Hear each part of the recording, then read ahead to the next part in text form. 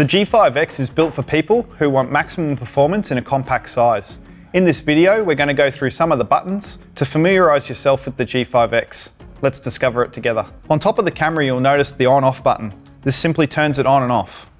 Right in front of the on-off button is the shutter release button, taking photos.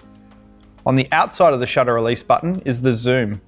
The toggle to the left will zoom out, to the right will zoom in. Just to the right of this, you'll notice an exposure compensation dial. This is a really handy feature.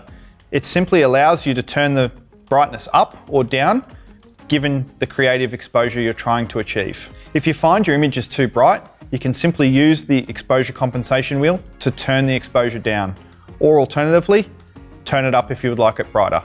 To the left-hand side, you'll notice a main mode dial. Like many Canon cameras, this allows you to change between various automatic and manual functions. This model does not have a locking key. You simply need to turn the dial to the desired mode you'd like to shoot in. Also on top of the camera is a flash. To activate, we lift it up manually. To turn it off, pop it down.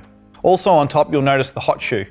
This will accessorize your camera with various options like speed lights. On the left-hand side, you'll notice some small holes. This is the speaker for playback of videos. The G5 also comes equipped with two dials on the front. Firstly, the bezel around the outside of the lens can be adjustable to change things such as aperture and shutter speed.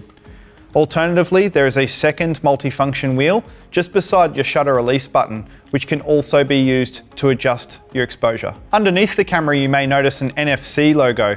This is for those who have NFC-enabled smart devices to connect and wirelessly transfer your images. Also on the bottom, you'll notice that there is a flap which retains the memory card and battery compartment. On the right-hand grip side of the camera, you'll notice that there is a rubberized flap which hides a couple of plugs. At the top, you have a remote release cable, a USB port, and a HDMI output. Towards the bottom of the grip, you'll notice a smartphone button. This is to enable you to connect to your smart device and download photos directly. Please refer to our embedded video on how to do this. Taking a quick look at the back of the camera, the first thing you'll notice is the variable angle flip screen. We can change the angle of this screen to better suit the type of photos that we're taking.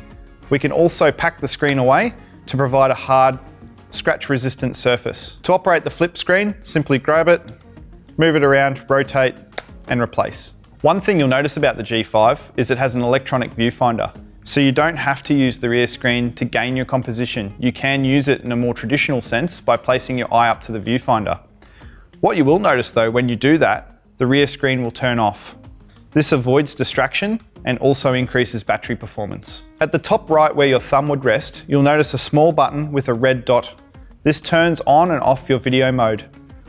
When recording video, you will notice a red record symbol will appear and a timer will begin counting at the top of the screen in seconds and then minutes. To turn off your recording or to finish recording, simply press the button one more time. It will save it to the memory card to view later. Down the right-hand side here, you'll notice a few buttons. Firstly, there is a star or asterisk button. This is an exposure lock key. To the right of that, we have an autofocus point adjustment key, allowing us to change our autofocus points on the screen. We have a rear rotational wheel, which also acts as an up, down, left, right function. Very handy in playback, but also helps us access some of our manual features easily. The up key allows us to change our autofocus method as well as our drive type. The left key allows us to cycle between macro, normal, and manual focus. The right key allows us to turn the flash on, off, or set to auto. When the flash is down, the flash is off. The down key or info key allows us to cycle through the various screen options, giving us more or less data. One of the really cool features of this model is the electronic level finder, which can be accessed by pressing the info key twice. This will make it really easy to find your horizon. At the very bottom, you'll see a playback button. To play back on this camera is as simple as pressing and then swiping left or right through your images. For movies, you'll see a play button. Press on that, it'll start playing the video immediately. Down the bottom right-hand corner is the menu key. This allows us to change some of the custom functions and settings the camera has to offer, also changing simple things such as image quality, the time and date. I hope this video has helped you learn a little bit more about your G5X.